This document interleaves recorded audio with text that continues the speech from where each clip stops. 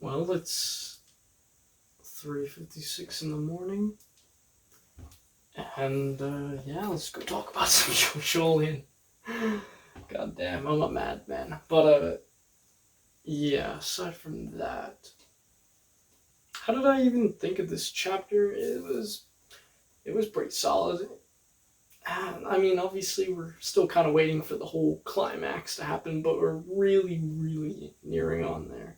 I'm not going to go over too much what occurred. I mean, obviously, if you're already in this video, you definitely already read it, but I'm going to go over some key points within the chapter. One big thing, obviously, I mean, the gig is up. Everybody knows that Jobin has has had the new Rokaka for pretty much this whole time, and the harvest is about to occur.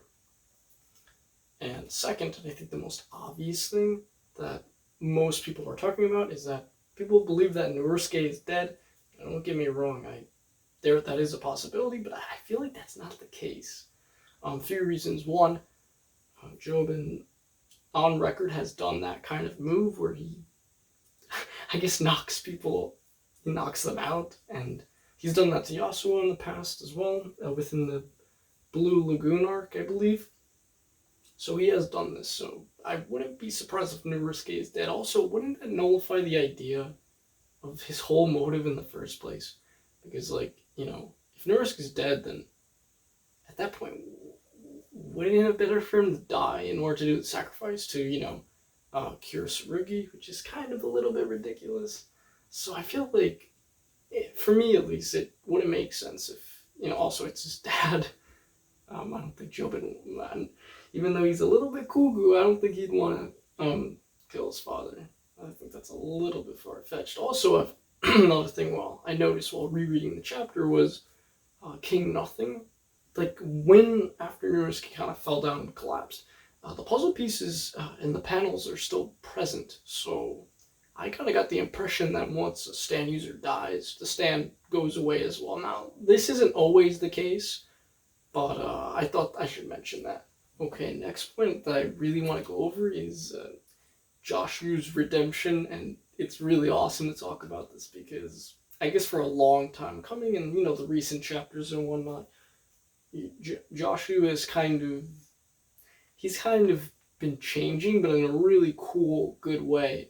He started off as kind of this jerk character, and to be honest, like, by the end of Jojolion, if he really makes a complete 360 turn or 180 turn, I'll definitely do a video on that whole thing, because honestly, he's becoming one of my favorite Jojolion characters so far, and I really like his stand, and I want it to be used in more instances, and I think that's kind of a little bit of a problem with Jojolion. There's a lot of cool stands through the main cast, but we really don't get to see a lot of them being used aside from their introductions and a few other instances later down the line. And right now, one way that Jobin has proven himself is that he kicked the phone that Paisley Park was trapped in near a wall outlet to free it.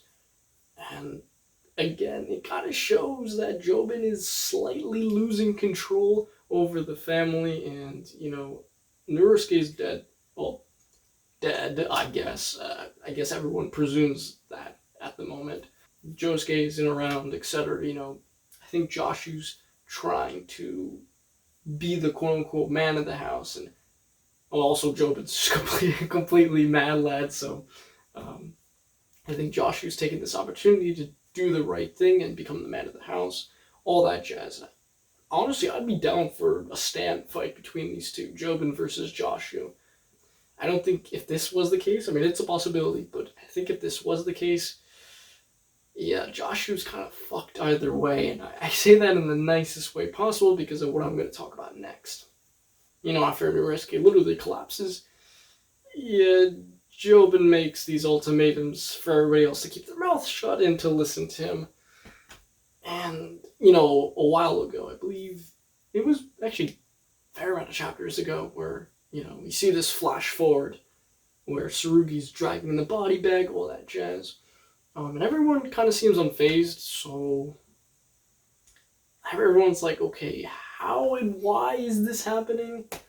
Honestly, at this point, we don't obviously have a confirmed explanation, but I've read online, Reddit, all that jazz, and some other people's videos, and some people do believe that California King bed could kind of erase everybody's memories of Nobusuke collapsing or dying. So that certainly is a possibility. And I say that going back to my Joshu point, if there was, I guess, a standoff between Jobin and Joshu, Joshu would have to lose because he's in that scene and he's in that flash forward, so, and he's completely fine, and he doesn't pose a threat to Jobin. So, unfortunately, if there was a fight like that, Joshu would have to lose, nevertheless. Also, watch Joshu use his stand to attach Yasuo's arm back. That would be really, really awesome to see go down, and to be honest, it's definitely plausible. I mean, some other notable things from the chapter that I enjoyed. I mean, we got to see a little bit more of the head doctor, and the more I think about it, I feel like he's taking more of a backseat, if that makes any sense. Like, I feel like at this point, he's not even really a foe. He's just kind of like, he's just fucking with everybody at this point, or it. I don't even know. I mean, at this point, I feel like it could be Toru, because, man, we haven't seen him in this whole little, arc at the Hishigata household. Either he's taken a real long time to park the car, or he is definitely behind the head doctor's stand, etc. Because that's a little bit ridiculous for someone to take that long to park a car. But I guess we'll, of course, get the answers later down the line. And, now that Yasuo has her stand back, I want to see what she's going to be able to do next with this, her next point of action.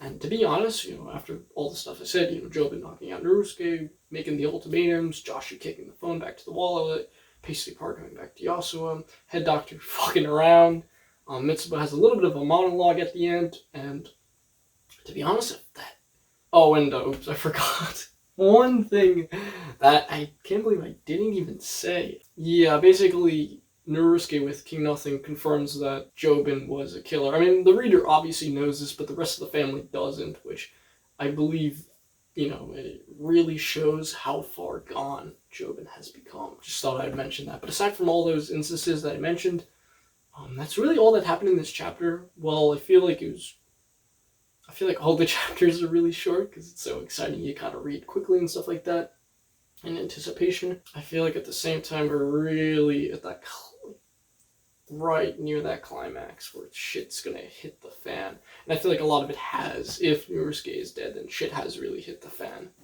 I mean, Tsurugi's literally getting pummeled out there. The transformation is getting worse. Like, I think he kind of looks like a mummy. I'll probably throw a picture of the panel on screen when I edit this video, but the future of the chapters can really go anywhere. I mean, what is Josuke doing? I mean, is he all this whole time? He better not be just sitting around waiting for this package to be sent, etc. Other things, I mean, dude, where's Mamazuku? I think it's become a run-on joke. Like, I think every single video I've done on Jojolion, like the chapter reviews, like ever since I started this little mini-series on the channel, I've always asked where the hell is Mamazuku, my bad. Never, well, he did appear this time, but not in the way you would think. He appears in, like, Mitsuba's monologue. Okay.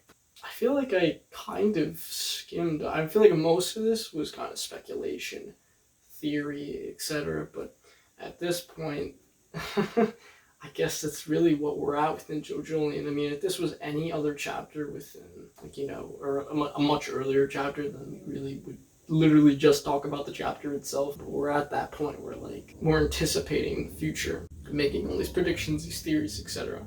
But, yeah, I think that's really all I have to say. Nothing much, and sorry for the, I guess, weird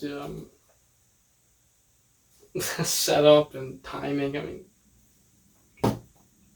it's literally 4:15 in the morning, and yeah, I had to be quite quiet, but yeah, sorry for that whole setup thing. But thank you guys so much for watching, and if you enjoyed the content, hit that. No, you know what? No, we're not doing that. We're not doing that, Chief. If you already made it to the end of this video through my entire rambling, then, like, just thank you, dude. Thank you, dudes. But anyway, thank you guys so much for watching. Have an awesome day. Peace.